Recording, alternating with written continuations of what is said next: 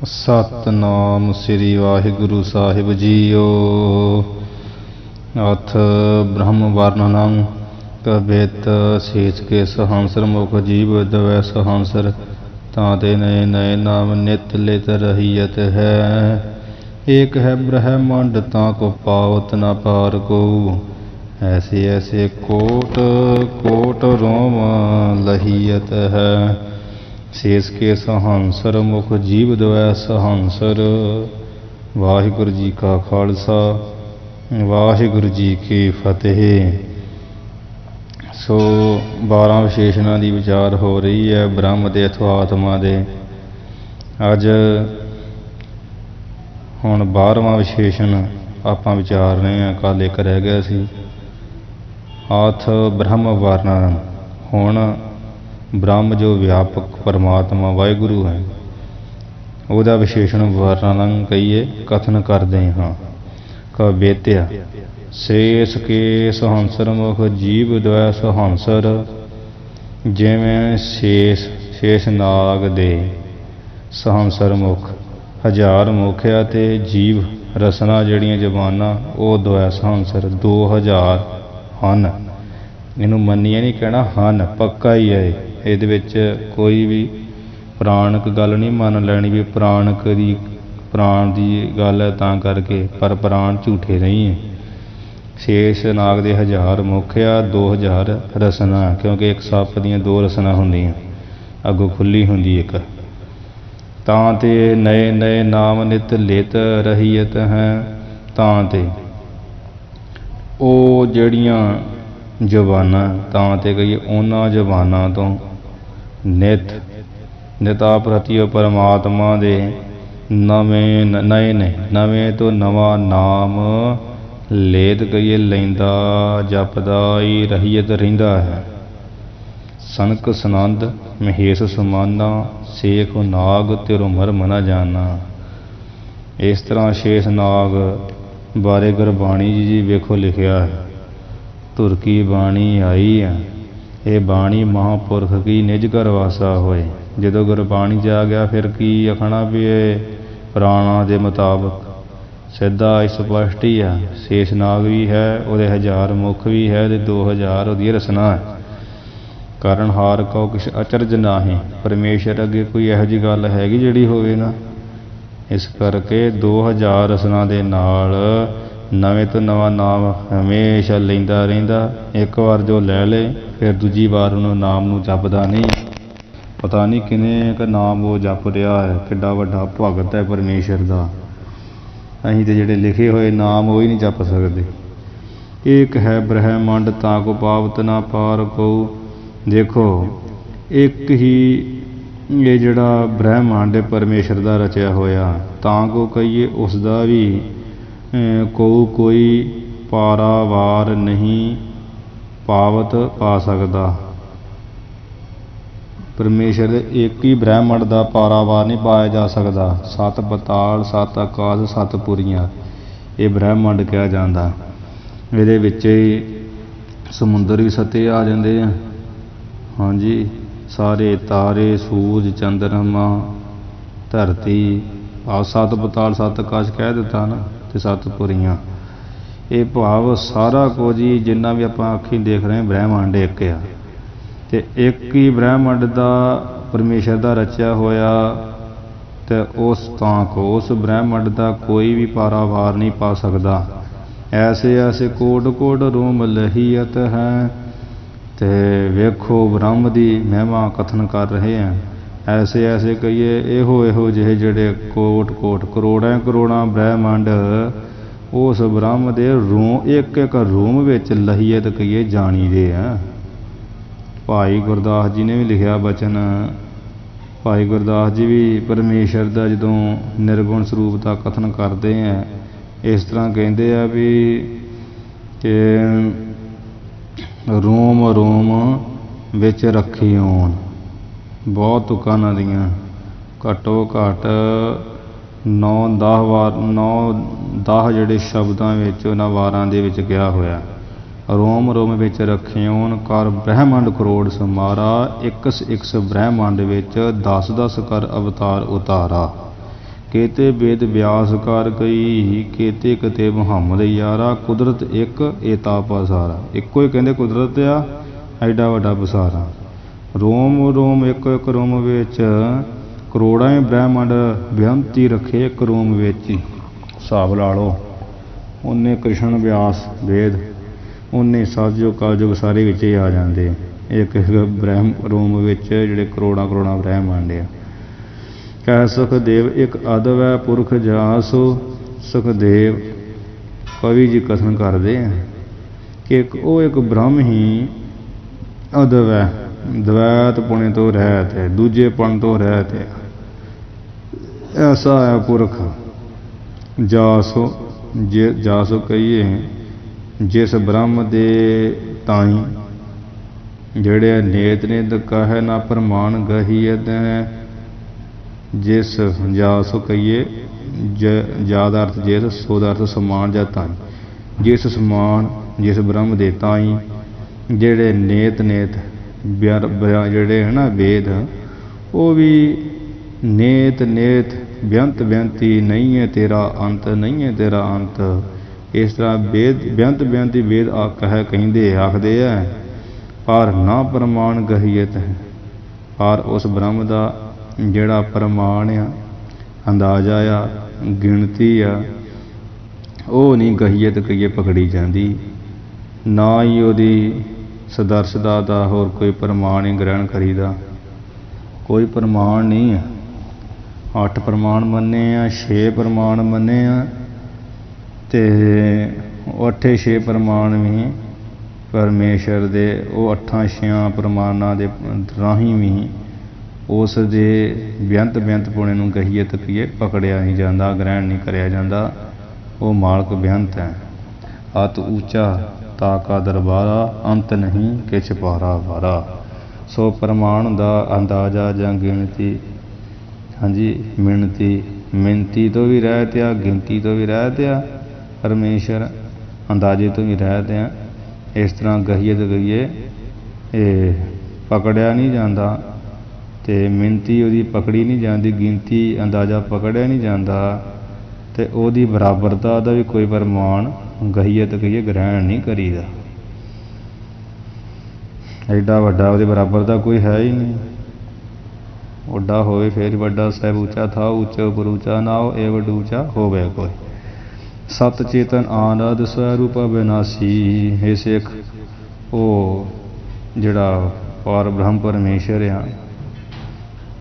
वो तो सत स्वरूप है, हाँ जी, चेतन स्वरूप है, जिहदा तिन्ना कालां विच बाद ना होवे, अबादतन, वो तो सत्य आ, जिहदा बाद ना होवे। जिवें रस्सी दा सप विच, सप दा रस्सी विच बाद हो जाता, पर जिहदा होवे ही ना, जो सदा एक ही रस रहे, वो सत्य है। तिन्ना समय जो ऐसा रहे, आद सच जुगाद सच है, भी सच नानक होसी भी सच है। ते चेतन स्वरूप आ, प्रकाश स्वरूप आ, आनंद स्वरूप, आनंद स्वरूप आ, अविनाशी, नाश तो रहत है, ਉਹਦਾ कभी नाश नहीं हुंदा। परिपूर्ण प्रगट पार ब्रह्म कहीयत है। परिपूर्ण है, आकाशवत परिपूर्ण है, लबा लब भरिया होया, 4 सफेरे, कोई जगह ਉਹਦੇ तो खाली नहीं। खालक खड़क खड़क मैं खालक पूर रहा सरब ठाई, जो सारे थां ही परिपूर्ण हो रहा, लबा लब नका नकी भरिया होया। प्रगट ही प्रगट प्रसिद्ध रूप है, प्रगट ही कहीयत आखीदा पारब्रह्म कहीयत है। प्रगट ही पारब्रह्म, प्रकृति तो परे, परमेश्वर माया तो परे, उन्होंने कहीयत है, कहीदा है, आखीदा है। भाव जिहड़ा ब्रह्म का आवाचक बड़ा कि ब्रह्म कहीदा व्यापक, ब्रह्म नाम व्यापक का, जिसका देश जिवें इलाका, जिथे एक जिहड़ा देश जिथे आप रहीए ना, वो देश हुंदा वा, हाँ जी। जे देश भेद करके जिहदा अंत ना होवे, उहनूं व्यापक आखदे हैं। भाव परमेश्वर सारे थां परिपूर्ण, इस करके उहनूं व्यापक कहा जाता। ते आत्मा उहदा ही रूप है। जेकर आत्मा ब्रह्म तो भिन्न होवे, हाँ जी, तो देश भेद करके अंत वाला होवेगा। जे आपां कहीए भी सीधा हिरदे जी है वो आत्मा, ਬਾਕੀ ਥਾਂ ਜਿਹੜੀ ਹੈ ਉਹ ਨਹੀਂ ਆਤਮਾ ਨਾਲ ਪਰਿਪੂਰਨ। ਫਿਰ ਉਹ ਇੱਕ ਸਥਾਨ ਵਾਲਾ ਹੋ ਜਾਵੇਗਾ ਵੀ ਹਿਰਦੇ ਵਿੱਚ ਹੀ। ਅਸਲ ਵਿੱਚ ਹਿਰਦਾ ਦੇ ਮੁੱਖ ਹਿੱਸਾ ਨਾ ਜਿੱਥੇ ਦਾ ਪ੍ਰਕਾਸ਼ ਪੈ ਰਿਹਾ, ਜਿੱਥੋਂ ਮੰਨ ਲਓ ਕਰੰਟ ਸ਼ੁਰੂ ਹੋਣ ਡਿਆ ਪ੍ਰਕਾਸ਼, ਹਿਰਦੇ 'ਚ ਹੀ ਪ੍ਰਕਾਸ਼ ਹੁੰਦਾ ਜਿਹੜਾ ਸਾਰੇ ਇੰਦਰੀਆਂ ਤੱਕ ਪਹੁੰਚਣ ਡਿਆ। ਤਾਂ ਹੀ ਤਾਂ ਇੰਦਰੀਆਂ ਸਾਰੀਆਂ ਕੰਮ ਕਰਨ ਡੀਆਂ। ਜੇ ਇਕੱਲਾ ਹਿਰਦੇ 'ਚ ਪ੍ਰਕਾਸ਼ ਹੋਵੇ ਤੇ ਫਿਰ ਪੈਰ ਹੱਥ ਕਿਵੇਂ ਚੱਲਣ, ਅੱਖਾਂ 'ਚ ਕਿਵੇਂ ਰੋਸ਼ਨੀ ਜਾਵੇ ਜੇ ਇਕੱਲਾ ਹਿਰਦੇ 'ਚ ਪ੍ਰਕਾਸ਼ ਬੰਨੀਏ ਤੇ। ਇਸ ਕਰਕੇ ਜੇਕਰ ਆਤਮਾ ਬ੍ਰਹਮ ਤੋਂ ਭਿੰਨ ਹੋਵੇ, ਵੱਖਰਾ ਹੋਵੇ, ਹੁਣ ਉਹ ਬ੍ਰਹਮ ਵਿਆਪਕ ਆ, ਆਤਮਾ ਵੱਖਰਾ ਹੋਵੇ, ਫਿਰ ਆਤਮਾ ਵਿਆਪਕ ਨਹੀਂ ਰਹੇਗਾ ਅਤੇ ਦੇਸ਼ ਭੇਦ ਕਰਕੇ ਅੰਤ ਵਾਲਾ ਹੋਵੇਗਾ। ਭਾਵ ਕਿਸੇ ਸਥਾਨ ਦਾ ਹੀ ਅਧੀਨ ਹੋ ਜਾਏਗਾ ਵੀ ਇੰਨੇ ਸਥਾਨ 'ਚ ਹੈ। ਜਿਸ ਦਾ ਦੇਸ਼ ਭੇਦ ਕਰਕੇ ਅੰਤ ਹੈ, ਉਹਦਾ ਕਾਲ ਕਰਕੇ ਵੀ ਅੰਤ ਹੋਵੇਗਾ। ਇਹ ਨਿਯਮ ਹੈ।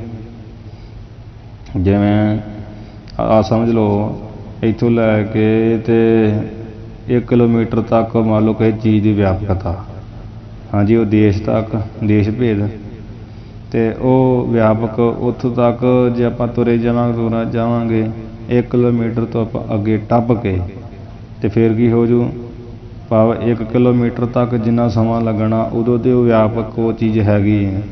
ਜਦੋਂ ਅੱਗੇ ਲੰਘੇ ਫਿਰ ਉਹ ਤਾਂ ਹੈ ਨਹੀਂ। ਹਾਂਜੀ, ਇਹ ਦੇਸ਼ ਜੇ ਦੇਸ਼ ਤੱਕ ਸੀਮਤ ਆਖੀ ਵੀ 1 ਕਿਲੋਮੀਟਰ ਤੱਕ ਸੀਮਤ ਹੈ, ਸਮਝ ਲਓ ਵੀ ਆਤਮਾ ਅੰਤःਕਰਨ ਤੱਕ ਸੀਮਤ ਕਹੀਏ, ਫਿਰ ਬਾਕੀ ਦਾ ਇਹ ਸਰੀਰ ਸਾਰਾ ਬਚ ਜਾਂਦਾ।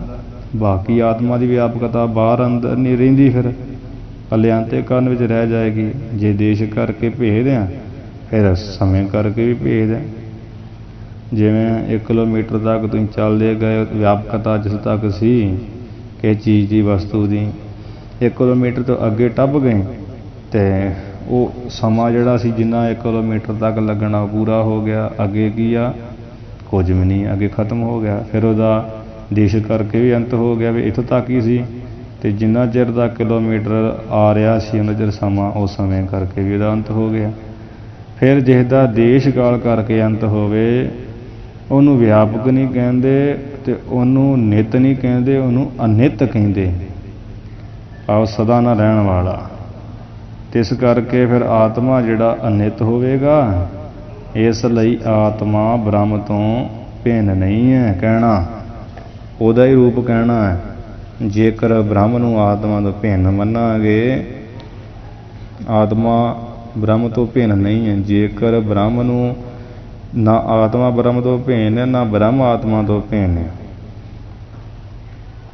ਪਹਿਲਾਂ ਤੇ ਆ ਗਿਆ ਨਾ ਆਤਮਾ ਬ੍ਰਹਮ ਤੋਂ ਭਿੰਨ ਹੋਵੇ।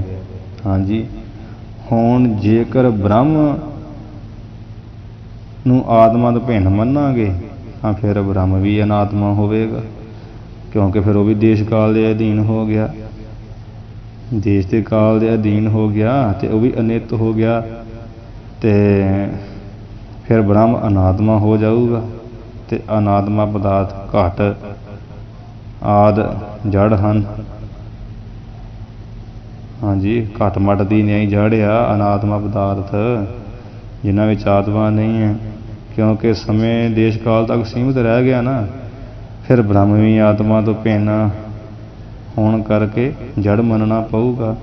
ਇਸ ਲਈ ਆਤਮਾ ਤੋਂ ਬ੍ਰਹਮ ਭਿੰਨ ਨਹੀਂ, ਬ੍ਰਹਮ ਤੋਂ ਭਿੰਨ ਆਤਮਾ ਨਹੀਂ, ਬਲਕਿ ਬ੍ਰਹਮ ਰੂਪ ਹੀ ਆਤਮਾ ਹੈ। ਬ੍ਰਹਮ ਨੂੰ ਜਿਵੇਂ ਆਪਾਂ ਵਿਆਪਕ ਮੰਨਿਆ, ਇਸੇ ਤਰ੍ਹਾਂ ਆਤਮਾ ਨੂੰ ਵਿਆਪਕ ਮੰਨਣਾ ਅਤੇ ਵਿਆਪਕ ਹੈ ਵੀ ਉਹਦਾ ਹੀ ਅੰਸ਼ ਆ, ਉਹਦੀ ਅੰਸ਼ ਹੀ ਆ। ਇਸ ਕਰਕੇ ਇੱਥੇ ਸਿੱਧ ਕੀਤਾ ਇਹ ਵੀ ਜੋ ਬ੍ਰਹਮ ਆ ਉਹਦਾ ਵਰਣਨ ਕੀਤਾ, ਉਹ ਸਤ ਚੇਤਨ ਆਨੰਦ ਸਰੂਪ ਆ, ਉਹਦਾ ਹੀ ਰੂਪ ਆਤਮਾ ਸਤ ਚੇਤਨ ਆਨੰਦ ਸਰੂਪ ਆ, ਅਵਿਨਾਸ਼ੀ ਆ, ਪਰਿਪੂਰਨ ਆ ਅਤੇ ਪ੍ਰਗਟ ਪ੍ਰਸਿੱਧੀ ਆ।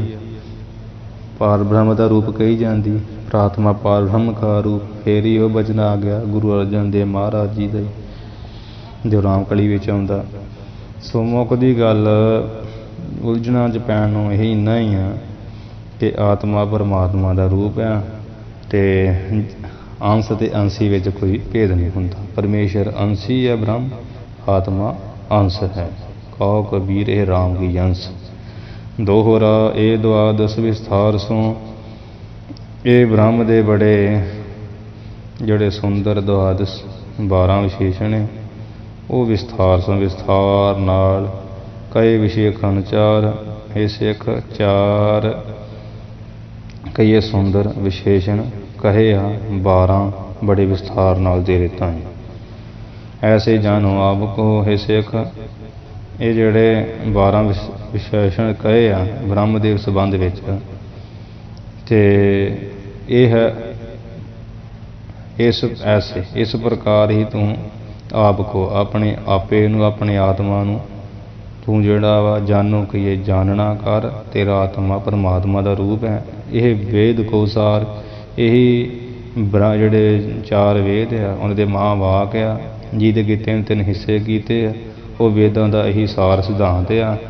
ਉਹਨਾਂ ਨੇ ਇਵੇਂ ਕਿਹਾ ਤਤਵਮਸੀ ਉਹ ਤੂੰ ਹੈ, ਅਹੰ ਬ੍ਰਹਮਾਸਮੀ ਮੈਂ ਬ੍ਰਹਮ ਹਾਂ, ਅਹੰ ਆਤਮਾ ਬ੍ਰਹਮ ਹੈ। ਇਹ ਆਤਮਾ ਬ੍ਰਹਮ ਹੈ। ਆਤਮਾ ਨੂੰ ਨਾ ਬ੍ਰਹਮ ਕਰਕੇ ਹੀ ਕਿਹਾ ਹੈ। ਇਸ ਕਰਕੇ ਇਸ ਤਰ੍ਹਾਂ ਤੂੰ ਆਪਣੇ ਆਪ ਨੂੰ ਜਾਣ ਲਾ, ਬ੍ਰਹਮ ਦਾ ਹੀ ਰੂਪ 12 ਵਿਸ਼ੇਸ਼ਣਾਂ ਵਾਲਾ। ਤੇ ਇਹ ਹੈ ਵੇਦ ਕੋ ਸਾਰ, ਵੇਦਾਂ ਦਾ ਇਹੀ ਸਾਰ ਸਿਧਾਂਤ ਆ। ਆਤਮਾ ਨੂੰ ਇਹਨਾਂ ਪਰਮਾਤਮਾ ਕਿਹਾ ਹੈ। ਸਿੱਖਿਓ ਵਾਚ ਨਿਆਰੇ ਨਿਆਰੇ ਸਭ ਕਹੇ। ਹੇ ਗੁਰੂ ਜੀ, ਹੁਣ ਸਿੱਖ ਨੇ ਕਥਨ ਕੀਤਾ, ਗੁਰੂ ਜੀ ਨਿਆਰੇ ਨਿਆਰੇ ਸਭ ਕਹੇ।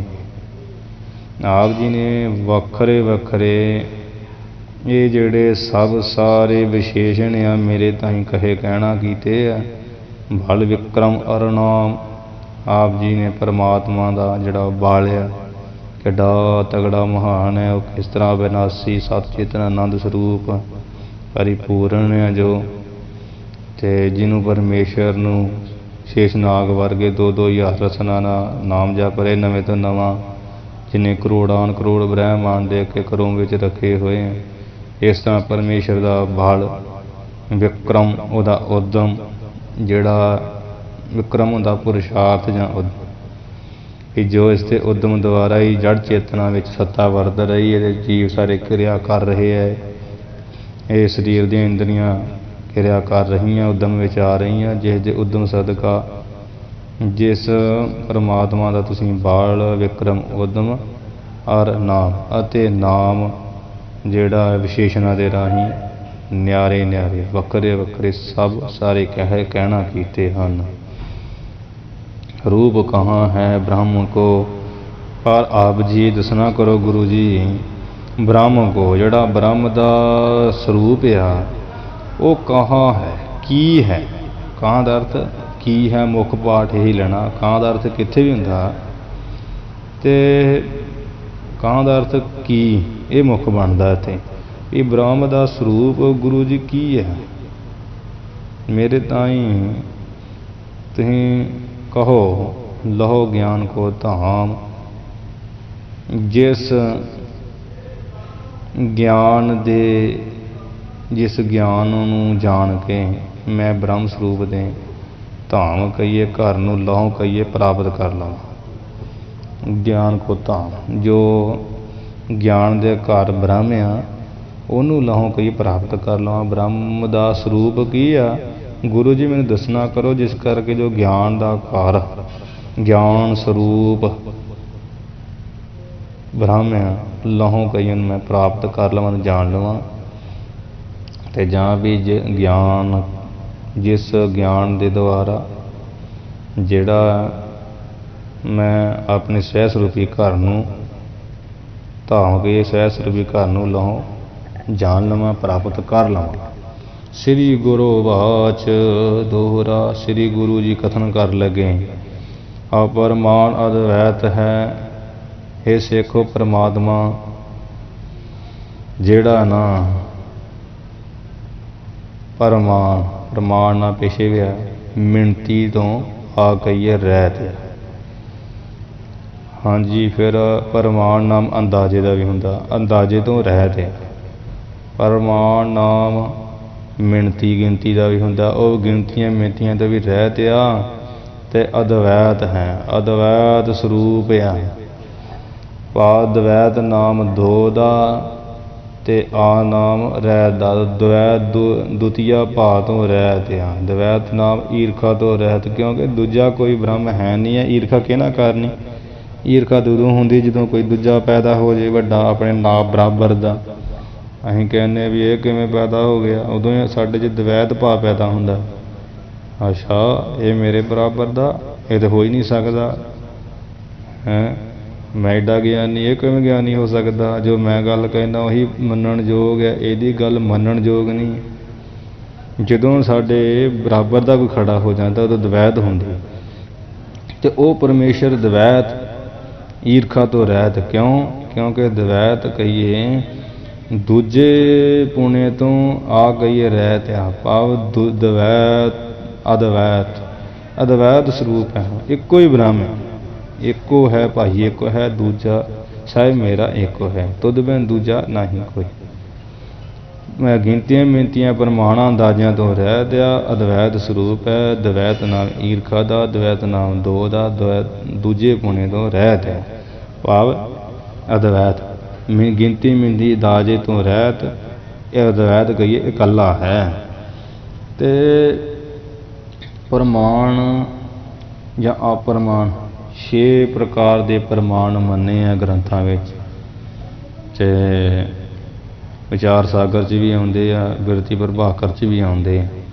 ਜਿਹੜੇ 6 ਪ੍ਰਕਾਰ ਦੇ ਪ੍ਰਮਾਣ ਆ ਨਾ, ਇਹ ਸਿੱਖ ਉਹ ਪ੍ਰਮਾਣਾਂ ਤੋਂ ਰਹਿਤ ਆ। ਪ੍ਰਮਾਣਾਂ ਕਰਕੇ ਉਹਦਾ ਅਨੁਮਾਨ ਨਹੀਂ ਲਾਇਆ ਜਾ ਸਕਦਾ, ਅਤੇ ਅਦਵੈਤ ਹੈ, ਇਕੱਲਾ ਹੀ ਹੈ, ਦੁਤੀਆ ਭਾ ਤੋਂ ਰਹਿਤ ਹੈ। ਇਹਦੇ ਦਵੈਤ ਵਿੱਚ ਮਾਇਆ 'ਚ ਵੀ ਪਏ ਆ ਅਤੇ ਬ੍ਰਹਮ ਵਾਲੇ ਪਾਸੇ ਵੀ ਲੱਗਦੇ, ਤਾਂ ਹੀ ਇੱਕ ਪਾਸੇ ਰਹਿ ਜਾਂਦੇ। ਪ੍ਰਮਾਣ ਦਾ ਅਰਥ ਕਾਰਨ ਵੀ ਹੁੰਦਾ, ਉਹ ਕਾਰਨਾਂ ਤੋਂ ਵੀ ਰਹਿਤ ਆ। ਆ ਨਾਮ ਰਹਿਤ ਲੈਣਾ, ਕਾਰਨਾਂ ਸਬੱਬਾਂ ਹੇਤਾਂ ਤੋਂ ਰਹਿਤ ਆ ਸਿੱਖ, ਅਤੇ ਦਵੈਤ ਸਰੂਪ ਆ। ਪ੍ਰਮਾਣ ਇਨ ਗਿਆਨ ਇੰਦਰੀ ਨੂੰ ਵੀ ਕਿਹਾ ਜਾਂਦਾ। ਇਹ ਪ੍ਰਮਾਣ ਆ ਨਾ, ਪਰਮਾਤਮਾ ਪ੍ਰਮਾਣ ਪਰਮੇ। ਵਿਚਾਰ ਸਾਗਰ 'ਚ ਬੜੀ ਡੂੰਘੀ ਵਿਚਾਰ ਆਉਂਦੀ ਇਹਦੇ ਬਾਰੇ। ਪਰਮਾਤਮਾ ਜੋ ਅਸੀਂ ਪ੍ਰਮਾਣ, ਜਿਸ ਨੇਤਰ ਦੇ ਦੁਆਰਾ, ਪਰਮੇ ਜਿਸ ਜੋ ਵਿਸ਼ਾ ਸਾਡਾ ਵਸਤੂ ਆ ਜਿਹਨੂੰ ਗ੍ਰਹਿਣ ਕਰਨਾ ਨੇਤਰ ਦੇ ਬਿਰਤੀ ਰਾਹੀਂ, ਭਾਵ ਗਿਆਨ ਇੰਦਰੀਆਂ ਦਾ ਵਿਸ਼ਾ ਨਹੀਂ, ਗਿਆਨ ਇੰਦਰੀਆਂ ਦੇ ਵਿਸ਼ੇ ਤੋਂ ਰਹਿਤ ਹੈ ਅਤੇ ਦਵੈਤ ਸਰੂਪ ਹੈ। 6 ਪ੍ਰਮਾਣ ਜਿਹੜੇ ਮੰਨੇ ਗ੍ਰੰਥਾਂ ਵਿੱਚ, ਉਹ ਪ੍ਰਤੱਖ ਪ੍ਰਮਾਣ, ਅਨੁਮਾਨ ਪ੍ਰਮਾਣ, ਉਪਮਾਨ ਪ੍ਰਮਾਣ, ਸ਼ਬਦ ਪ੍ਰਮਾਣ, ਅਰਥਾਪਤੀ ਪ੍ਰਮਾਣ ਅਤੇ ਅਨਉਪਲਬਧ ਪ੍ਰਮਾਣ। ਕਈ ਗ੍ਰੰਥਾਂ ਵਿੱਚ 8 ਲਿਖੇ ਆ। ਉਹ 7ਵਾਂ ਇਹ ਹੈ ਵੀ ਸੰਭਵ ਪ੍ਰਮਾਣ, 8ਵਾਂ ਐਤਿਹ ਪ੍ਰਮਾਣ। ਇਹ 8 ਪ੍ਰਮਾਣਾਂ ਦੇ ਜਾਂ 6 ਪ੍ਰਮਾਣਾਂ ਦੇ ਰਾਹੀਂ ਨਹੀਂ ਜਾਣਿਆ ਜਾ ਸਕਦਾ ਜਿਸ ਪਰਮੇਸ਼ਰ ਨੂੰ, ਨਖੇਧ ਪੱਖ ਦੇ ਨਾਲ, ਅਤੇ ਉਹ ਪ੍ਰਮਾਣਾਂ ਦਾ ਵਿਸ਼ਾ ਨਹੀਂ ਹੈ, ਅਦਵੈਤ ਸਰੂਪ ਹੈ। ਅਰ ਚੇਤਨ ਸੁਭਾਅ, ਅਤੇ ਉਹ ਚੇਤਨਤਾ ਦੇ ਸੁਭਾਅ ਵਾਲਾ ਹੈ, ਭਾਵ ਉਹਦਾ ਸੁਭਾਅ ਹੀ ਚੇਤਨ ਸੁਭਾਅ। ਸਤ ਚੇਤਨ ਆਨੰਦ ਕਿਹਨੂੰ ਕਿਹਾ ਜਾਂਦਾ? ਗ੍ਰੰਥਾਂ ਵਿੱਚ ਲਿਖਿਆ ਵਾ ਕਿ ਜਿਹਦਾ ਤਿੰਨਾਂ ਕਾਲਾਂ ਵਿੱਚ ਆਬਾਦ ਨਾ ਹੋਵੇ ਉਹਨੂੰ ਕਹੀਦਾ ਸਤ, ਅਤੇ ਜਿਹੜਾ ਤਿੰਨਾਂ ਕਾਲਾਂ ਵਿੱਚ ਹੀ ਸਾਰਿਆਂ ਨੂੰ ਜਾਣੇ, ਜਿਹੜਾ ਸਾਰਿਆਂ ਨੂੰ ਜਾਣਦਾ ਉਹਨੂੰ ਕਹੀਦਾ ਚੇਤਨ, ਉਹਨੂੰ ਚਿੱਤ ਕਹੀਦਾ। ਚਿੱਤ ਕਹਿ ਲਓ, ਚੇਤਨ ਕਹਿ ਲਓ, ਜੋ ਸਾਰਿਆਂ ਨੂੰ ਤਿੰਨਾਂ ਕਾਲਾਂ ਵਿੱਚ ਹੀ ਜਾਣਦਾ, ਜਿਹਦਾ ਆਬਾਦ ਨਹੀਂ ਹੁੰਦਾ, ਆਬਾਦ ਸਰੂਪ ਆ ਅਤੇ ਚੇਤਨ ਸਰੂਪ ਆ। ਜਿਹੜਾ ਤਿੰਨਾਂ ਕਾਲਾਂ ਵਿੱਚ ਸਾਰਿਆਂ ਨੂੰ ਜਾਣਦਾ ਉਹਦੀ ਚੇਤਨਤਾ ਨਾਲ। ਤਿੰਨਾਂ ਕਾਲਾਂ ਵਿੱਚ ਹੀ ਜਿਹੜਾ ਪਰਮ ਪ੍ਰੇਮ ਦਾ ਵਿਸ਼ੇ ਆ ਉਹ ਆਨੰਦ ਆ। ਉਹ ਵਿਚਾਰ ਚੰਦਰ ਉਹਦੇ ਜਾਊਗਾ ਕਿ ਇੱਥੇ ਆਪਾਂ ਜਦੋਂ ਜਿਹੜਾ ਦੋਹਰਾ ਪੜ੍ਹਿਆ ਨਾ, ਜੋ ਦੋਹਰਾ ਪੜ੍ਹਿਆ ਨਾ ਆਪਾਂ, ਸਤ ਬ੍ਰਹਮ ਦਾ ਵਰਣਨ, ਅਤੇ ਇੱਥੇ ਮਹੰਤ ਗਣੇਸ਼ਾ ਜੀ ਨੇ ਬੜਾ ਵਿਸਥਾਰ ਉਹਦੇ ਵਿੱਚ ਕੀਤਾ ਆਪਣਾ ਅਧਿਆਤਮ ਪ੍ਰਕਾਸ਼ ਵਿੱਚ। ਉਹ ਸਾਰੇ ਦਾ ਸਾਰਾ ਜਿਹੜਾ ਵਿਸਥਾਰ ਕੀਤਾ ਵਿਚਾਰ ਚੰਦਰ ਰੋਧੇ ਤੋਂ ਚੁੱਕ ਕੇ ਵੱਖੋ ਵੱਖਰੇ ਅਧਿਆਇਆਂ ਵਿੱਚੋਂ ਤੇ ਇੱਥੇ ਲਿਆਂਦਾ ਕਿ ਸਤ ਚੇਤਨ ਆਨੰਦ ਕਿਹਨੂੰ ਕਹਿੰਦੇ ਆ। ਮੈਂ ਸਤ ਚੇਤਨ ਆਨੰਦ ਸਰੂਪ ਕੈਸੇ ਹੂੰ, ਵਿਸ਼ੇਸ਼ ਚੇਤਨ ਕਿਹੜਾ ਵਾ, ਸਮਾਨਯ ਚੇਤਨ ਕਿਹੜਾ, ਸਾਰਾ ਵਿਚਾਰ ਚੰਦਰ ਰੋਧੇ ਦੀ ਵਿਚਾਰਤ ਲਿਖੀ ਆ। ਆਪਾਂ ਤਾਂ ਹੀ ਵਿਸਥਾਰ ਨਹੀਂ ਕੀਤਾ ਕਿਉਂਕਿ ਆਪਾਂ ਉੱਥੇ ਹੀ ਕਰਾਂਗੇ, ਉੱਥੇ ਤੋਂ ਨਾ ਜਾਣ ਕੇ ਹੀ ਇੱਥੇ ਜਿਹੜਾ ਸਾਰਾ ਕਥਨ ਕਰ ਦਿੱਤਾ। ਤੇ ਫਿਰ ਸਾਰਾ ਕੁਝ ਦੱਸਿਆ ਨਾ, ਉਹ ਜਿੰਨੀ ਵਿਚਾਰ ਹੈ ਨਾ ਇੱਥੇ ਲਿਖੀ ਹੋਈ ਆਪਣੇ ਵਿਚਾਰ ਚੰਦਰ ਰੋਧੇ ਦੀ ਅਧਿਆਤਮ ਪ੍ਰਕਾਸ਼ ਮਹੰਤ ਗਣੇਸ਼ਾ ਜੀ ਨੇ ਲਿਖੀ ਹੋਈ, ਅੰਕਿਤ ਕੀਤੀ ਹੋਈ। ਆਪਾਂ ਤਾਂ ਹੀ ਇੱਥੇ ਨਹੀਂ ਲਿਖਿਆ ਅੱਗੇ, ਕਿਉਂਕਿ ਆਪਾਂ ਜਿਹੜੀ ਇਹਦੀ ਵਿਚਾਰ ਆ ਨਾ ਉਹ ਉੱਥੇ ਕਰਾਂਗੇ। ਸੋ ਆਪਾਂ ਇੱਥੇ ਜਿਹੜੀ ਵਿਚਾਰ ਕਰ ਰਹੇ ਹਾਂ ਉਹ ਇਹੀ ਆ, ਉਹਦਾ ਚੇਤਨੀ ਸੁਭਾਅ ਭਾਵ ਸਭ ਨੂੰ ਤਿੰਨਾਂ ਕਾਲਾਂ ਵਿੱਚ ਜੋ ਸਭ ਨੂੰ ਜਾਣ ਰਿਹਾ। ਆ ਚੇਤਨਤਾ ਹੀ ਨਾ ਆਪਣੇ ਅੰਦਰ ਜੋ ਸਖੋਪਤੀ ਸੁਪਨ ਤੇ ਜਾਗਰਤ ਅਵਸਥਾ ਨੂੰ ਜਾਣ ਰਿਹਾ, ਚੇਤਨ ਕਰਕੇ ਹੀ ਹੈ ਨਾ। ਚੇਤਨ ਜੀ ਦਾ ਸੁਭਾਅ ਹੈ, ਸਾਰਿਆਂ ਨੂੰ ਜਾਣਨਾ ਜੀ ਦਾ ਸੁਭਾਅ ਹੈ, ਭਾਵ ਉਹਦਾ ਸੁਭਾਅ ਹੀ ਚੇਤਨ ਹੈ। ਮਨ ਇੰਦਰੀ ਗਉ ਸਕਤ ਨ ਹੈ, ਮਨ ਤੇ ਪੰਜ ਕਰਮ ਇੰਦਰੀਆਂ ਗਿਆਨ ਇੰਦਰੀਆਂ, ਕਰਮ ਇੰਦਰੀਆਂ ਗਿਆਨ ਇੰਦਰੀਆਂ ਸਮਝ ਲਓ ਸਾਰੀਆਂ ਇੰਦਰੀਆਂ ਗਉ ਸਕਤ ਨ ਹੈ, ਉਸ ਨੂੰ ਗਾਹੋ ਕਹੀਏ ਗ੍ਰਹਿਣ ਨਹੀਂ ਕਰ ਸਕਦੀਆਂ। ਮਨ ਇੰਦਰੀਆਂ ਨੂੰ ਗ੍ਰਹਿਣ ਨਹੀਂ ਕਰ ਸਕਦੀਆਂ, ਕਿਉਂ ਕਰ ਵਰਨਿਓ ਜਾਏ। ਫਿਰ ਉਹ ਬ੍ਰਹਮ ਜਿਹੜਾ ਅਦਵੈਤ ਸਰੂਪ ਚੇਤਨ ਸੁਭਾਅ ਵਾਲਾ, ਕਿਉਂ ਕਹੀਏ ਕਿਵੇਂ ਕਰਕੇ ਵਰਣਨ ਕੀਤਾ ਜਾ ਸਕਦਾ, ਕਥਨ ਕੀਤਾ ਜਾ ਸਕਦਾ।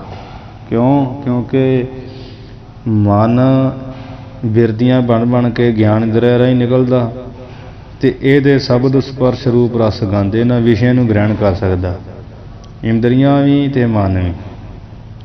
ਤੇ ਉਹ ਹੁਣ ਬ੍ਰਹਮ ਜਿਹੜਾ ਹੈ ਨਾ ਦੇ ਮਨ ਦਾ ਹੀ ਵਿਸ਼ਾ, ਨਾ ਇੰਦਰੀਆਂ ਦੇ ਵਿਸ਼ਾ, ਨਾ ਅੱਖਾਂ ਨਾਲ ਉਹਨੂੰ ਵੇਖਿਆ ਜਾ ਸਕਦਾ, ਨਾ ਕੰਨਾਂ ਨਾਲ ਸੁਣਿਆ ਜਾ ਸਕਦਾ। ਬ੍ਰਹਮ ਨੂੰ ਲਿਖ ਦਿੱਤਾ ਨਾ, ਤੇ ਪ੍ਰਮਾਣ ਤੋਂ ਰਹਿਤ ਗਿਣਤੀ ਮਿਣਤੀ ਅੰਦਾਜ਼ੇ ਤੋਂ ਪਰੇ ਆ ਤੇ ਪ੍ਰਮਾਣਾਂ ਤੋਂ ਪਰੇ ਚੇਤਨ ਸੁਭਾਅ ਦਾ ਸਗੋਂ ਸਾਰਿਆਂ ਨੂੰ ਜਾਣਨਾ। ਹੁਣ ਮਨ ਵੀ ਜੜ, ਇੰਦਰੀਆਂ ਵੀ ਜੜ, ਇਹਨਾਂ ਨੂੰ ਤੇ ਉਹ ਜਾਣ ਰਿਹਾ ਹੈ, ਇਹ ਕੀ ਉਹਨੂੰ ਜਾਣਨ। ਇਸ ਕਰਕੇ ਮਨ ਇੰਦਰੀਆਂ ਜਿਸ ਨੂੰ ਗ੍ਰਹਿਣ ਨਹੀਂ ਕਰ ਸਕਦੀਆਂ, ਭਾਵ ਐਸਾ ਹੀ ਉਹ ਪ੍ਰਕਾਸ਼ ਮਹਾਨ ਕਿਉਂ ਕਰ ਵਰਨਿਓ ਜਾਏ, ਕਿਵੇਂ ਕਰਕੇ ਕਥਨ ਕੀਤਾ ਜਾਵੇ ਉਹਦੇ ਬਾਰੇ। ਅੱਗੇ ਹੋਰ ਖੋਲ੍ਹ ਕੇ ਦੱਸਣ ਲੱਗੇ, ਕਬਿਤ ਕਾਨਨ ਕੋ ਨਾਦ ਨਾਹੀ, ਜੀਭ ਕੋ ਸਵਾਦ ਨਾਹੀ, ਸਿੱਖ ਸੁਣ। ਉਹ ਬ੍ਰਹਮ ਕਾਨਨ ਕੋ, ਕੰਨਾਂ ਦਾ ਉਹ ਸ਼ਬਦ ਨਹੀਂ, ਵੀ ਉਹ ਸ਼ਬਦ ਦੇ ਹੈ ਨਹੀਂ ਵੀ ਜੋ ਕੰਨਾਂ ਦੁਆਰਾ ਸੁਣਿਆ ਜਾ ਸਕੇ। ਕਿਉਂਕਿ ਕੰਨ ਸੁਣਦੇ ਆ, ਮਨ ਦੀ ਬੇਦੀ ਕੰਨ ਰਾਹੀਂ ਨਿਕਲਦੀ ਆ, ਕੰਨ ਸੁਣਦੇ ਸ਼ਬਦ ਨੂੰ, ਉਹ ਸ਼ਬਦ ਨੂੰ ਗ੍ਰਹਿਣ ਕਰਕੇ ਮਨ ਤੱਕ ਪਹੁੰਚਦੇ, ਫਿਰ ਮਨ ਜਿਹੜਾ ਹੈ ਉਹ ਸ਼ਬਦ ਸੁਣ ਕੇ ਤ੍ਰਿਪਤ ਹੁੰਦਾ। ਕੰਨਾਂ ਦਾ ਉਹ ਸ਼ਬਦ ਨਹੀਂ, ਭਾਵ ਐਸਾ ਮਹਾਨ, ਇਹ ਕੰਨ ਦੇ ਬਹੁਤ ਛੋਟੇ ਜਿਹੇ, ਉਹਦੇ ਬਹੁਤ ਮਹਾਨ ਹੈ ਸਰੂਪ ਉਹਦਾ, ਕੰਨਾਂ ਦਾ ਵਿਸ਼ਾ ਨਹੀਂ ਹੈ। ਜਿਸ ਕਰਕੇ ਕੋਈ ਪ੍ਰਮਾਣ ਲਾਇਆ ਜਾਵੇ, ਅਨੁਮਾਨ ਲਾਇਆ ਜਾਏ। ਜੀਭ ਕੋ ਸਵਾਦ ਨਾਹੀ, ਅਤੇ ਰਸਨਾ ਦਾ ਉਹ ਕੋਈ ਸਵਾਦ ਰੂਪ ਨਹੀਂ ਹੈ ਜੋ ਚਖਿਆ ਜਾ ਸਕੇ। ਜ਼ੁਬਾਨ ਦਾ ਕੰਮ ਕੀ ਹੈ? ਕੋਈ ਵਸਤੂ ਇਹਨੇ ਚੱਖ ਲਈ, ਖਾ ਲਈ ਤੇ ਇਹਨੇ ਦੱਸ ਦੇਣਾ ਕੌੜੀ ਆ, ਖੱਟੀ ਆ, ਮਿੱਠੀ ਹੈ, ਪਰ ਉਹਦੇ ਜ਼ੁਬਾਨ ਦਾ ਸਵਾਦ ਹੀ ਨਹੀਂ ਹੈ। ਬ੍ਰਹਮ ਹਾਂਜੀ ਆੜਾ ਉਹਦੇ ਪ੍ਰਕਾਸ਼ ਰੂਪ ਹੈ ਨਾ। ਆ ਵੇਖੋ, ਆਪਾਂ ਲੈਟਰ ਨੂੰ ਥੋੜ੍ਹੀ ਖਾ ਸਕਦੇ ਹਾਂ, ਹੈਂ। ਲੈਟ ਨੂੰ ਕੰਨਾਂ ਨਾਲ ਹੀ ਆਪਾਂ ਜਿਹੜਾ ਹੈ ਪ੍ਰਕਾਸ਼ ਆ, ਉਹ ਕੰਨਾਂ ਦਾ ਸ਼ਬਦ ਨਹੀਂ ਹੈਗਾ, ਕਿਉਂਕਿ ਉਹਦੇ ਵਿੱਚ ਆਵਾਜ਼ ਨਹੀਂ ਆਉਂਦੀ, ਨਾ ਤੇ ਜ਼ੁਬਾਨ ਦਾ ਸਵਾਦ। ਵਚਨ ਕੋ ਬਾਧ ਨਾਹੀਂ, ਜੁਗਤ ਸੋ ਜੋ ਗਾਹੋਂ। ਵਚਨ ਕਹੀਏ ਬਚਨਾਂ ਦਾ, ਬਾਣੀ ਦਾ, ਉਹ ਬਾਦ ਕਹੀਏ ਕਥਨ ਨਹੀਂ, ਬਚਨਾਂ ਕਰਕੇ ਉਹਨੂੰ ਕਥਨ ਨਹੀਂ ਕੀਤਾ ਜਾ ਸਕਦਾ। ਜੁਗਤ ਸੋ ਜੋ ਕਹੋਂ, ਜੋ ਵੀ ਜੁਗਤੀਆਂ ਦੇ ਨਾਲ, ਦਲੀਲਾਂ ਦੇ ਨਾਲ ਕਹੀਏ ਕਿਹਾ ਜਾਏ, ਕਿਉਂਕਿ ਉਹ ਇੰਦਰੀਆਂ ਦਾ ਵਿਸ਼ਾ ਹੀ ਨਹੀਂ। ਇੱਥੇ ਪੰਜ ਜਿਹੜੇ ਗਿਆਨ ਇੰਦਰੀ ਆ ਨਾ, ਉਹਨਾਂ ਬਾਰੇ ਵਿਚਾਰ ਚੱਲ ਰਹੀ ਹੈ। ਕਿਉਂਕਿ ਉਹ ਵਿਸ਼ਾ ਨਹੀਂ ਇੰਦਰੀਆਂ ਦਾ। ਹੁਣ ਸਾਡਾ ਅੰਦਰ ਅੰਤਰਾਤਮਾ ਸਭ ਤੋਂ ਪਿੱਛੇ ਜਿਹੜਾ ਇਹਨਾਂ ਨੂੰ ਪ੍ਰਕਾਸ਼ ਕਰ ਰਿਹਾ, ਤੇ ਜੜ ਆਪਣੇ ਆਪ ਕੁਝ ਕਰ ਨਹੀਂ ਸਕਦੇ, ਉਹਦੀ ਸਹਾਇਤਾ ਨਾਲ ਚੱਲ ਰਹੇ ਹੈ। ਤੇ ਫਿਰ ਇਹ ਮਨ ਉਹ ਆਤਮ ਸਰੂਪ ਨੂੰ ਗ੍ਰਹਿਣ ਨਹੀਂ ਕਰਦਾ, ਨਾ ਹੀ ਇਹ ਜਿਹੜਾ ਮਨ ਲੀਨ ਜ਼ਰੂਰ ਹੋ ਜਾਂਦਾ, ਮਨ ਤੋਂ ਜੋਤ ਸਰੂਪ ਹੈ, ਮਨ ਉਹਦੇ 'ਚ ਲੀਨ ਜ਼ਰੂਰ ਹੋ ਜਾਂਦਾ, ਪਰ ਮਨ ਉਹਦੇ ਬਾਰੇ ਕਥਨ ਨਹੀਂ ਕਰ ਸਕਦਾ, ਉਹਦੇ ਬਾਰੇ ਕਥਨ ਨਹੀਂ ਕੀਤਾ ਜਾ ਸਕਦਾ। ਤੇ ਉਹ ਮਨ ਉੱਚ ਜਾ ਕੇ ਲੀਨ ਹੀ ਹੋ ਗਿਆ। ਜਦੋਂ ਮਨ ਹੀ ਲੀਨ ਹੋ ਗਿਆ ਤੇ ਇੰਦਰੀਆਂ ਨੇ ਉਹਨੂੰ ਕੀ ਜਾਣਨਾ, ਮਨ ਹੀ ਤੇ ਬਿਰਤੀ ਠਾਉਂਦਾ ਤੇ ਇੰਦਰੀਆਂ ਗ੍ਰਹਿਣ ਕਰਦੀਆਂ, ਇੰਦਰੀਆਂ ਬਾਹਰ ਭੱਜਦੀਆਂ, ਇੰਦਰੀਆਂ ਅੰਤਰਮੁਖ ਵੀ ਹੋ ਜਾਣ, ਅਸੀਂ ਸ਼ਬਦ ਨਾਲ ਅੰਦਰ ਵੀ ਸੁਣੀਏ, ਫਿਰ ਵੀ ਉਹ ਵਿਸ਼ਾ ਨਹੀਂ ਹੈ, ਆਤਮਾ ਗ੍ਰਹਿਣ ਨਹੀਂ ਕੀਤੀ ਜਾ ਸਕਦੀ। ਵੀ ਆਂਦੇ ਬਚਨਾ ਬਾਣੀ ਦਾ ਤੇ ਉਹ ਬਾਦ ਕਥਨ ਨਹੀਂ ਹੈ ਵੀ ਜਿਹੜਾ ਜੁਗਤੀਆਂ ਨਾਲ ਕਥਨ ਕੀਤਾ ਜਾਵੇ, ਕਿਹਾ ਜਾਏ ਐਸਾ ਹੈ ਵੈਸਾ ਹੈ। ਉਹ ਆਂਖ ਕੋ ਦਿਖਾਓ ਨਾਹੀ, ਨਾਗ ਕੋ ਸੰਘਾਓ ਨਾਹੀ, ਫਿਰ ਉਹ ਅੱਖਾਂ ਦੁਆਰਾ ਦਿਸਣ ਵਾਲਾ ਨਹੀਂ। ਅੱਖਾਂ ਜੋ ਵੀ ਗ੍ਰਹਿਣ ਕਰਦੀਆਂ ਸਾਡੇ ਬਾਹਰ ਵੇਖਦੀਆਂ, ਅੱਖਾਂ ਬੰਦ ਕਰ ਲਓ, ਅੰਦਰ ਨਹੀਂ ਤੁਸੀਂ ਕੁਝ ਵੇਖ ਸਕਦੇ। ਅੱਖਾਂ ਬੰਦ ਕਰ ਲਓ, ਅੰਦਰ ਕੀ ਦਿਖੂਗਾ? ਜਦੋਂ ਪ੍ਰਕਾਸ਼ ਹੋਣਾ ਉਹ ਸੁੱਤੇ ਸੇ ਉਹ ਅੱਖਾਂ ਰਾਹੀਂ ਥੋੜ੍ਹੀ ਦਿਖਣਾ, ਉਹਦੇ ਪ੍ਰਕਾਸ਼ ਬਹੁਤ ਮਹਾਨ ਜਿਹੜਾ ਸਾਡੇ ਅੰਤਰਾਤਮੇ ਵਿੱਚ। ਤੇ ਫਿਰ ਜੇ ਉਸ ਦੇ ਪਰਮੇਸ਼ਰ ਦੇ ਬਾਹਰੀ ਸਰੂਪ ਦਾ ਹੀ ਆਪਾਂ ਕਥਨ ਕਰੀਏ ਤੇ ਉਹ ਐਡਾ ਵੱਡਾ ਸਰੂਪ ਹੈ, ਜਿੱਥੇ ਕਰੋੜਾਨ ਕਰੋੜ ਸੂਰਜ ਵੀ ਫਿੱਕੇ ਪੈ ਜਾਂਦੇ, ਐਡਾ ਵੱਡਾ ਪ੍ਰਕਾਸ਼ ਹੈ। ਫਿਰ ਆਂਖ ਕੋ ਦਿਖਾਓ ਨੇ, ਅੱਖਾਂ ਨਾਲ ਦਿਖਦਾ ਹੀ ਨਹੀਂ, ਦਿਸਣ ਵਾਲਾ ਹੀ ਨਹੀਂ। ਉਹਦੇ ਮਨ ਕਿਹਾ ਨਾ ਵੀ ਜਿਹੜਾ ਆਤਮਾ ਉਹਦੇ ਮਨ ਬੋਧ ਤੋਂ ਵੀ ਪਰੇ, ਜਦੋਂ ਮਨ ਬੋਧ ਤੋਂ ਪਰੇ ਹੋ ਗਿਆ, ਇੰਦਰੀਆਂ ਦੀ ਉੱਥੇ ਪਹੁੰਚ ਵੈਸੇ ਨਹੀਂ ਹੈਗੀ। ਜਦੋਂ ਕਿ ਗਿਆਨੀ ਨੂੰ ਗਿਆਨ ਹੁੰਦਾ, ਆ ਸਿਰ ਵਾਲੇ ਥਾਂ 'ਤੇ ਪ੍ਰਕਾਸ਼ ਬੜਾ ਮਹਾਨ ਹੁੰਦਾ ਆਗਿਆ ਚੱਕਰ ਵਿੱਚ, ਤੇ ਵੇਖੋ ਅੱਖਾਂ ਵੀ ਥੱਲੇ ਰਹਿ ਜਾਂਦੀਆਂ, ਸਾਰੇ ਕਰਮ ਇੰਦਰ ਗਿਆਨ ਇੰਦਰ ਥੱਲੇ ਰਹਿ ਜਾਂਦੇ ਆ, ਤੇ ਮੱਥੇ ਤੋਂ ਉੱਪਰ ਜਾ ਕੇ ਪ੍ਰਕਾਸ਼ ਹੋ ਜਾਂਦਾ। ਮੱਥੇ ਤੋਂ ਲਾ ਲਓ ਪ੍ਰਕਾਸ਼, ਮੱਥੇ ਤੋਂ ਲੈ ਕੇ ਖੋਪੜੀ ਦੇ ਵਿੱਚ।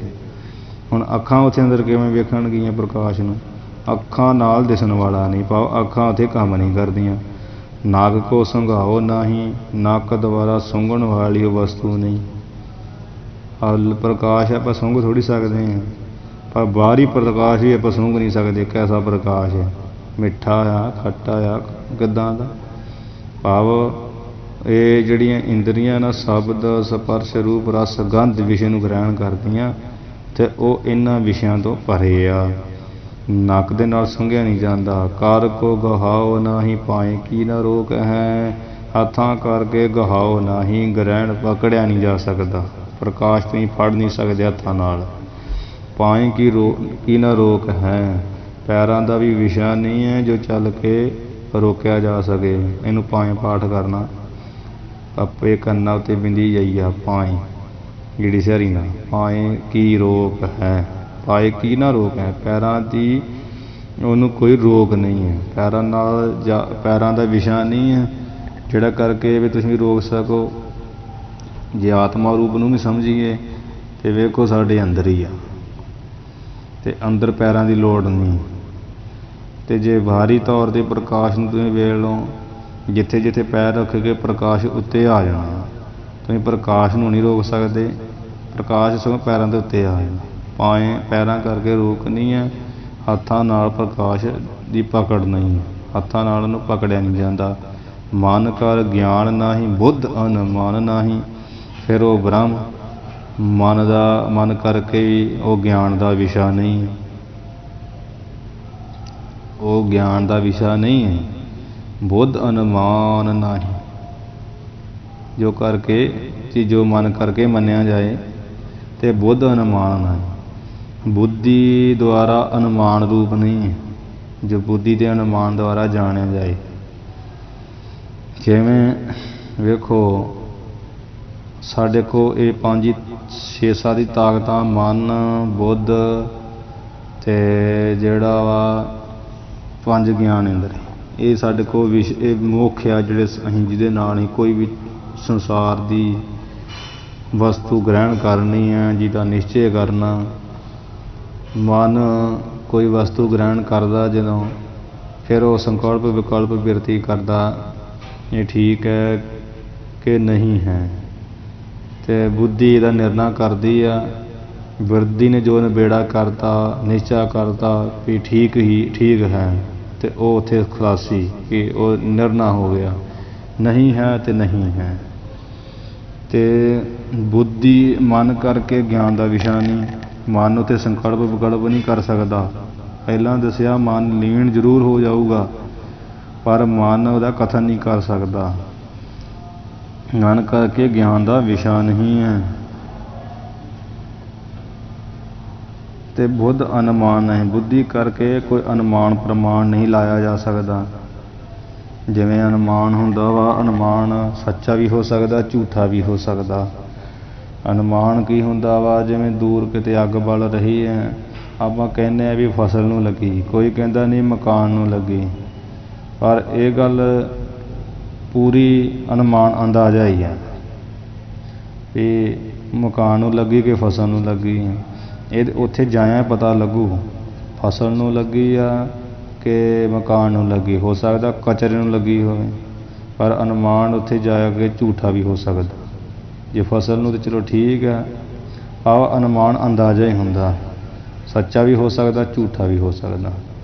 ਬੁੱਧੀ ਜਿਹੜਾ ਦੁਆਰਾ ਉਹ ਅਨੁਮਾਨ ਰੂਪ ਨਹੀਂ ਹੈ ਵੀ ਐਸਾ ਹੈ ਉਹ ਐਸਾ ਹੈ, ਐਸਾ ਆਪਾਂ ਕਥਨ ਨਹੀਂ ਕਰ ਸਕਦੇ। ਇਹ ਅਨੁਮਾਨ ਅੰਦਾਜ਼ਾ ਝੂਠਾ ਹੀ ਹੁੰਦਾ। ਬੁੱਧੀ ਦਾ ਉਹ ਅਨੁਮਾਨ ਪ੍ਰਮਾਣ, ਬੁੱਧੀ ਦੇ ਨਾਲ ਅਨੁਮਾਨ ਪ੍ਰਮਾਣ ਰਾਹੀਂ ਉਹਨੂੰ ਜਾਣਿਆ ਨਹੀਂ ਜਾ ਸਕਦਾ। ਮਨ ਕਰਕੇ ਉਹ ਗਿਆਨ ਦਾ ਵਿਸ਼ਾ ਨਹੀਂ ਹੈ। ਵੀ ਜਿਵੇਂ ਮਨ ਕਰਕੇ ਸਾਨੂੰ ਗਿਆਨ ਹੁੰਦਾ ਨਾ ਹਰੇਕ ਵਸਤੂ ਦਾ, ਸਾਹਮਣੇ ਵੀ ਉਹ ਬੈਗ ਹੈ ਜੀ, ਆ ਮਨ ਦੀ ਬਿਰਤੀ ਅੱਖਾਂ ਨਾਲ ਨਿਕਲੀ, ਪਤਾ ਲੱਗਾ ਵੀ ਇਹ ਕੁਝ ਹੈ। ਹਾਂਜੀ, ਇਹ ਮਾਨੋ ਸੰਕਲਪ ਵੀ ਉੱਠਿਆ ਵਾ ਵੀ ਬੈਗ ਆ, ਇੱਕ ਸੰਕਲਪ ਆ ਵੀ ਨਹੀਂ ਪਤਾ ਨਹੀਂ ਕੀ ਆ। ਜੇ ਬੁੱਧੀ ਜਦੋਂ ਕਹਿ ਦਿੱਤਾ ਨਾ ਹਾਂ ਬੈਗ ਹੀ ਹੈ, ਉਦੋਂ ਬੁੱਧੀ ਨੇ ਸਮਝ ਲਓ ਕੰਮ ਕਰ ਦਿੱਤਾ। ਨਹੀਂ ਹੈ ਸਮਝ ਲਓ ਬੁੱਧੀ ਨੇ ਕਹਿ ਦਿੱਤਾ। ਇਸ ਕਰਕੇ ਮਨ ਕਰਕੇ ਤੇ ਗਿਆਨ ਦਾ ਵਿਸ਼ਾ ਨਹੀਂ, ਮਨ ਉਸ ਤੱਕ ਪਹੁੰਚ ਹੀ ਨਹੀਂ ਕਰਦਾ। ਬੁੱਧੀ ਕਰਕੇ ਅਨੁਮਾਨ ਦਾ ਵਿਸ਼ਾ ਨਹੀਂ ਹੈ, ਅਨੁਮਾਨ ਲਾਇਆ ਨਹੀਂ ਜਾ ਸਕਦਾ। ਦੂਸਰੋ ਪ੍ਰਮਾਣ ਨਾਹੀਂ ਪ੍ਰਗਟ ਐਸੋ ਕੋ ਕਾ ਹੈ। ਫਿਰ ਦੂਸਰਾ ਤੇ ਕੋਈ ਪ੍ਰਮਾਣ ਹੀ ਨਹੀਂ, दूसरी तो कोई प्रमाण का अंदाजा ही नहीं है।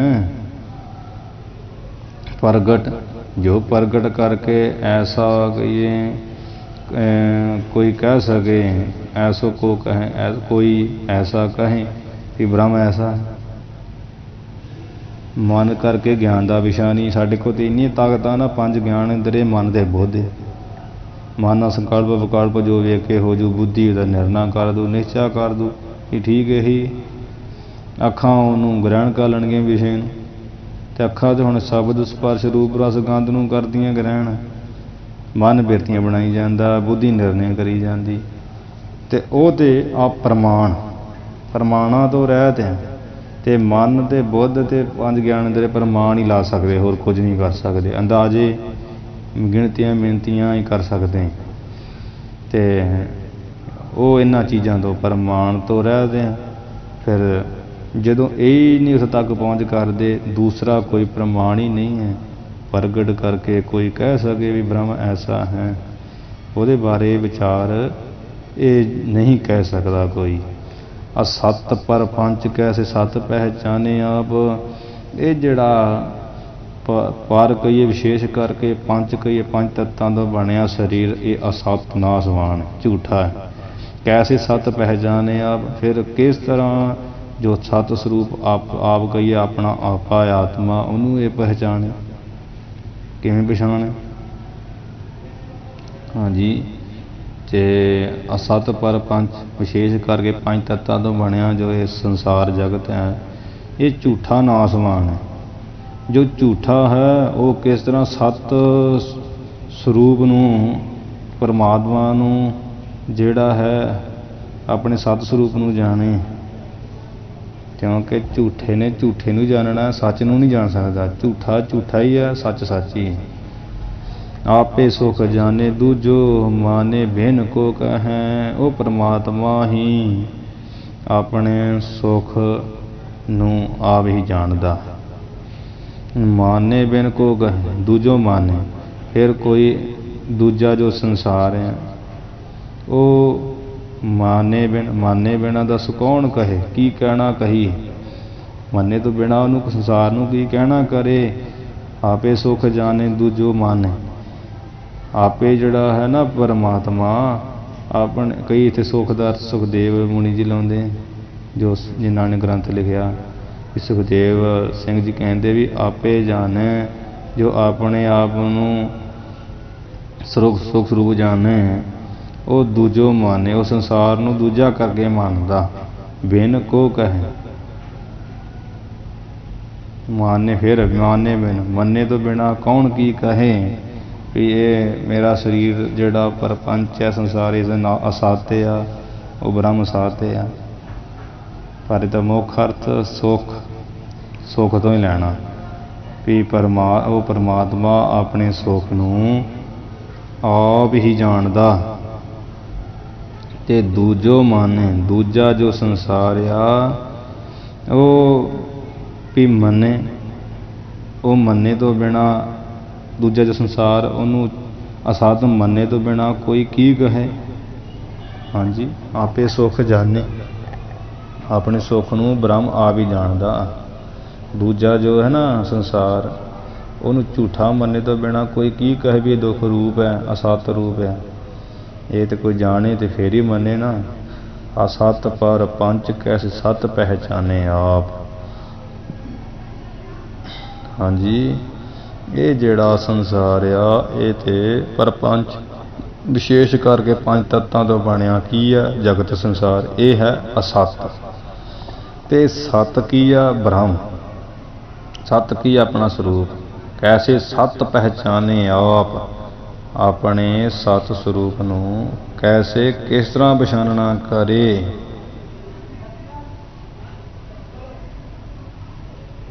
ਆਪੇ ਸੁਖ ਜਾਣੇ, ਆਪਣੇ ਆਪ ਦੇ ਆਪਣੇ ਸਰੂਪ ਦੇ ਸੁੱਖ ਨੂੰ ਜੇ ਜੋ ਕੋਈ ਜਾਣੇ, ਫਿਰ ਦੂਜੋ ਮਾਨੇ, ਫਿਰ ਦੂਜੇ ਸੰਸਾਰ ਨੂੰ ਜਿਹੜਾ ਅਸਤ ਕਰਕੇ ਮੰਨੇ। ਬਿਨ ਕੋ ਕਹੇ, ਕਹੇ ਤੋਂ ਬਿਨਾ ਕੋਈ ਕੀ ਕਹੇ।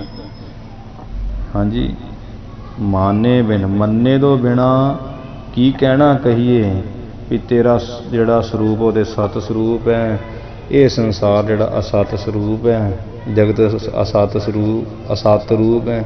ਕਿਵੇਂ ਜਾਣੇ ਜਿੰਨਾ ਚਿਰ ਆਪਣੇ ਸਰੂਪ ਨੂੰ ਸਤ ਸਰੂਪ ਕਰਕੇ ਨਹੀਂ ਮੰਨਦਾ। ਮੇਰਾ ਆਤਮਾ ਸਤ ਚੇਤਨ ਆਨੰਦ ਸਰੂਪ ਹੈ। ਇਹ ਜਿਹੜਾ ਸਰੀਰ ਹੈ ਇਹ ਅਸਤ ਦੁੱਖ ਜੜ ਰੂਪ ਹੈ, ਅਥਵਾ ਜਿਹੜਾ ਮੇਰਾ ਸਰੂਪ ਹੈ ਉਹ ਤੇ ਬ੍ਰਹਮ ਰੂਪ ਹੈ, ਸਤ ਚੇਤਨ ਆਨੰਦ ਸਰੂਪ ਹੈ। ਸੰਸਾਰ ਕੀ ਆ? ਉਹ ਤੇ ਅਸਤ ਜੜ ਦੁੱਖ ਰੂਪ ਹੈ। ਆਪੇ ਸੁਖ ਜਾਣੇ, ਜੇ ਆਪਣੇ ਸਰੂਪ ਨੂੰ ਇਸ ਤਰ੍ਹਾਂ ਸੁੱਖ ਸਰੂਪ ਕਰਕੇ ਜਾਣੇ ਤੇ ਦੂਜੋ ਮਾਨੇ, ਫਿਰ ਦੂਜਾ ਜਿਹੜਾ ਸੰਸਾਰ ਉਹਨੂੰ ਅਸਤ ਕਰਕੇ ਮੰਨ ਲੈਂਦਾ। ਤੇ ਬਿਨ ਕੋ ਕਹੇ, ਬਿਨਾ ਕੋਈ ਕਹੇ ਤੋਂ ਜੇ ਆਪਣੇ ਸਰੂਪ ਨੂੰ ਜਾਣ ਲਏ। ਪਰ ਮਾਨੇ ਬਿਨ, ਜਦੋਂ ਆਪਣਾ ਹੀ ਸਰੂਪ ਸੁੱਖ ਕਰਕੇ ਨਹੀਂ ਜਾਣਿਆ, ਫਿਰ ਦੂਜਾ ਜਿਹੜਾ ਸੰਸਾਰ ਹੈ ਉਹਨੂੰ ਬਿਨਾ ਮੰਨੇ ਤੋਂ ਕਿਵੇਂ ਕੋਈ ਕੀ ਕਹੇ ਵੀ ਭਾਈ ਅਸਤ ਹੈ, ਕਿਉਂਕਿ ਉਹਨੇ ਆਪਣੇ ਸਰੂਪ ਨੂੰ ਨਹੀਂ ਜਾਣਿਆ। ਜੋ ਸੱਤ ਨੂੰ ਜਾਣੂਗਾ ਉਹੀ ਅਸਤ ਨੂੰ ਜਾਣੂਗਾ, ਉਹੀ ਵਿਵੇਕੀ ਹੈ, ਉਹੀ ਵੈਰਾਗੀ ਹੈ। ਸੋ ਅੱਜ ਇੱਥੇ ਸਮਾਪਤੀ ਕਰੀਏ ਜੀ। ਭੁੱਲਾਂ ਚੁੱਕਾਂ ਦੀ ਖਿਮਾ ਕਰਨੀ। ਦੋਹਰਾ ਏਕ ਬ੍ਰਹਮ ਅਦਵੈਤ ਇਹ ਹੈ। हे ਸਿੱਖ, ਏਕ ਬ੍ਰਹਮ, ਇੱਕ ਜੋ ਅਦੁੱਤੀ ਅਦਵੈਤ ਸਰੂਪ ਬ੍ਰਹਮ ਹੈ, ਤਾਂ ਕਿ ਉਪਮਾ ਕੌਣ, ਉਸ ਦੀ ਉਪਮਾ ਕੀ, ਵਡਿਆਈ ਕੀ, ਅਰਥਾਤ ਕੋਈ ਨਹੀਂ। ਤਾਂ ਕਿ ਉਪਮਾ ਕੌਣ, ਕਿਹੜੀ ਉਹਦੀ ਉਪਮਾ, ਕਿਹੜੀ ਦੀ ਵਡਿਆਈ। ਇੱਕ ਜੋ ਅਦੁੱਤੀ ਬ੍ਰਹਮ ਆ, ਅਦਵੈਤ ਸਰੂਪ ਹੈ, ਤਾਂ ਕਿ ਉਪਮਾ ਕੌਣ, ਉਸ ਦੀ ਉਪਮਾ ਕੌਣ, ਕਿਹੜੀ ਆ, ਉਹਦੀ ਉਪਮਾ ਵਡਿਆਈ ਕੀ ਆ। ਭਾਵ ਕੋਈ ਵਡਿਆਈ ਉਪਮਾ ਨਹੀਂ ਅਸਲ ਵਿੱਚ, ਬਿਨਾਂ ਉਪਮਾ ਸਮਝੇ ਨਹੀਂ। ਪਰ ਉਸ ਬ੍ਰਹਮ ਦੀ ਜਿਹੜੀ ਵਡਿਆਈ ਆ, ਉਪਮਾ ਆ, ਉਹ ਤਾਂ ਕਰਨੀ ਪੈਂਦੀ ਬਿਨਾਂ ਵਡਿਆਈ ਤੋਂ ਸਮਝਦੇ ਨਹੀਂ। ਕੌਣ? ਆਗੇ ਕਹਾਵੈ, ਆਗੇ ਕਹਾਵੈ ਜੋ ਅਗਿਆਨੀ ਜੀਵ ਕਹਾਉਂਦੇ ਆ ਨਾ, ਉਹ ਉਸ ਬ੍ਰਹਮ ਦੀ ਵਡਿਆਈ ਕੀਤੇ ਤੋਂ ਬਿਨਾਂ ਸਮਝਦੇ ਨਹੀਂ। ਇਸ ਲਈ ਉਹ ਬ੍ਰਹਮ ਦੀ ਵਡਿਆਈ ਉਪਮਾ ਕਹੀ ਜਾਂਦੀ ਆ।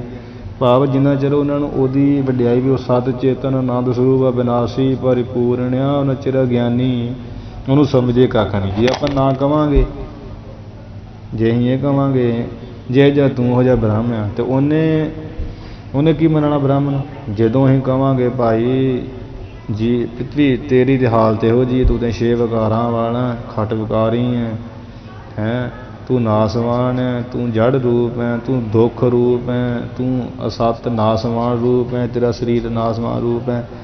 ਉਹ ਬ੍ਰਹਮ ਤੇ ਐਸਾ ਹੈ, ਸਦਾ ਰਹਿਣ ਵਾਲਾ ਹੈ, ਸਾਰਿਆਂ ਨੂੰ ਜਾਣਨ ਵਾਲਾ ਹੈ, ਅਤੇ ਉਹ ਆਨੰਦ ਸਰੂਪ ਹੈ, ਪਰਿਪੂਰਨ ਵਿਆਪਕ ਹੈ, ਦੇਸ਼ ਕਾਲ ਵਸਤੂ ਪ੍ਰਸਿੱਧ ਰਹਿਤ ਹੈ।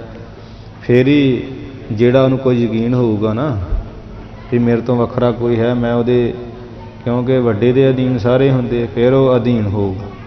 ਬਿਨ ਉਪਮਾ ਸਮਝੇ ਨਹੀਂ, ਉਹ ਬ੍ਰਹਮ ਦੀ ਉਪਮਾ ਕੀਤੇ ਤੋਂ ਬਿਨਾਂ ਸਮਝਦੇ ਨਹੀਂ ਹੈ।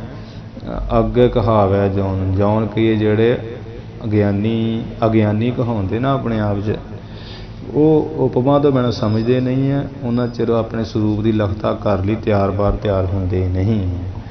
ਸੋ ਅੱਜ ਇੱਥੇ ਸਮਾਪਤੀ ਕਰੀਏ ਜੀ। ਏਕ ਬ੍ਰਹਮ ਅਦਵੈਤ ਯਹ, ਤਾਕਿ ਉਪਮਾ ਕੌਣ, ਬਿਨ ਉਪਮਾ ਸਮਝੇ ਨਹੀਂ, ਆਗੇ ਕਹਾਵੈ ਜੌਨ। ਵਾਹਿਗੁਰੂ ਜੀ ਕਾ ਖਾਲਸਾ, ਵਾਹਿਗੁਰੂ ਜੀ ਕੀ ਫਤਿਹ।